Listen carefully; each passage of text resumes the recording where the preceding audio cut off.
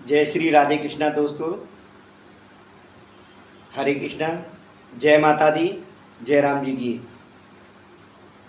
जो लोग मौत का एंजॉय करते हैं, मौत का एंजॉय करने वालों के लिए बहुत कुछ जो मैंने लिखा हुआ पढ़ा, देखा, सुना, समझा, वो आपके सामने मैं प्रस्तुत कर रहा हूँ। जो यानी मौत का एंजॉय करने वाले अपनी मौत और अपनों की मौत से क्यों डरते हैं,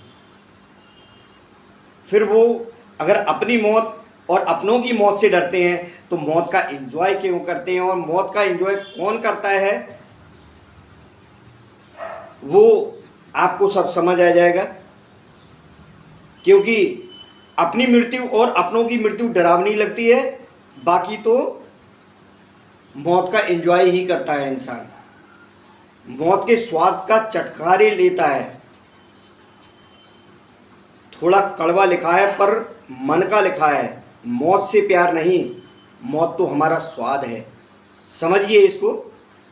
और पूरा वीडियो अगर आपने सुन लिया निश्चित रूप से आपको अच्छा लगेगा, वरना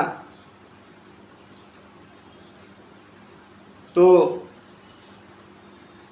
बकरी का, गाय का, भैंस का, ऊंट का, सुअर का, हिरण का, तीतर का, मुर्गी का, हलाल का, बिना हलाल का, ताज़ा बकरी का, भुना हुआ, छोटी मछली, बड़ी मछली, हल्की आंच पर सिका हुआ, ये सब शब्द किसको याद होते हैं? ना जाने कितने, बल्कि अनगिनत स्वाद हैं मौत के। क्योंकि मौत किसी और की और स्वाद हमारा। आगे सुनिए, बहुत कुछ है इस मौत पर। स्वाद से कारोबार बन गई। जो स्वाद है, हमारा टेस्ट है, उसमें लोगों के बिजनेस बन गए। मुर्गी पालन, मछली पालन, बकरी पालन, पोल्ट्री फार्म्स, यानी नाम पालन, और मकसद क्या है? हत्या। चाहे वो जो भी करता हो। जो स्लॉटर हाउस हैं वो भी ऑफिशियल खुल चुके हैं। स्लॉटर हाउस मतलब सीधा सीधा उसको कह सकते हैं मौत का कारोबार अथवा मांस का व्यापार। तो गली गली में खुले नॉनवेज रेस्टोरेंट मौत का कारोबार नहीं तो और क्या है। मौत से प्यार और उसका कारोबार इसलिए क्योंकि मौत हमारी नहीं है। जो हमारी तरह बोल नहीं सकते, अभिव्यक्त नहीं कर सकते, अपनी सुरक्षा स्वयं करने में समर्थ नहीं है, उनकी असहायता को हमने अपना बल कैसे मान लिया? कैसे मान लिया कि उनमें भावनाएं नहीं होती या उनकी आहें नहीं निकलती। क्योंकि जो लेख मेरे सामने आया है मुझे बहुत अच्छा लगा और वो मैं पूरे का पूरा आपके सामने रख रहा हूँ। आगे आप सुनेंगे और भी अच्छा लगेगा आपको।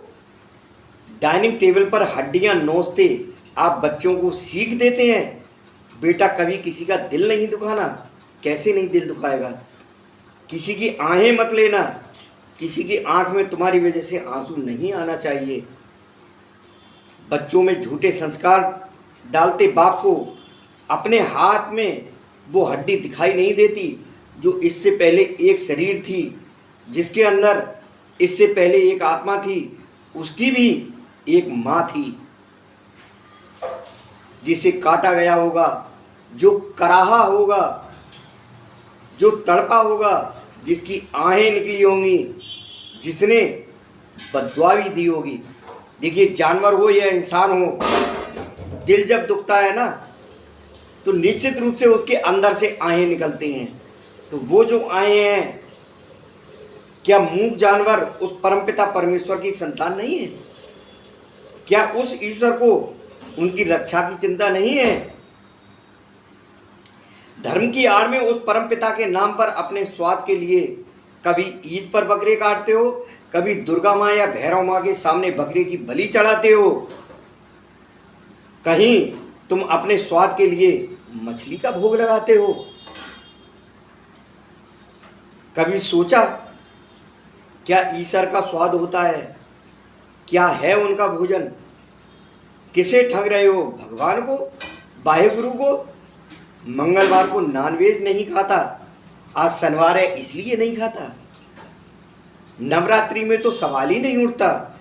झूठ पर झूठ, झूठ पर झूठ, झूठ पर झूठ। हमारे बच्चों को अगर कोई ऐसे खाए तो हमें कैसा लगेगा? आप जो खाते हो, अगर आपके बच्चों को कोई ऐसे खाए तो आपको कैसा लगेगा? कर्म का फल मिलकर रहता है, ये याद रखना, भूलना मत। कर्म का फल मिलता ही मिलता है। ईश्वर ने बुद्धि सिर्फ तुम्हें दी ताकि तमाम योनियों में भटकने के बाद मानव योनि में तुम जन्म मृत्यु के चक्र से निकलने का रास्ता ढूंढ सको। लेकिन तुमने इस मानव योनि को पाते ही स्वयं को भगवान समझ लिया। इस कुदरत के, इस प्रकृति के साथ रहो, प्रकृति के होकर रहो, वरना प्रकृति ने कैसे कैसे दंड दिए हैं। सन 2013 आपको ध्यान होगा।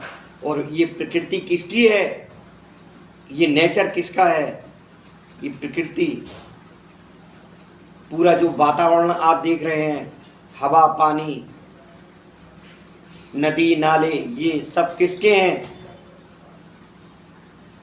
ईश्वर के हैं। उसके होकर के रहो, उसके रहो।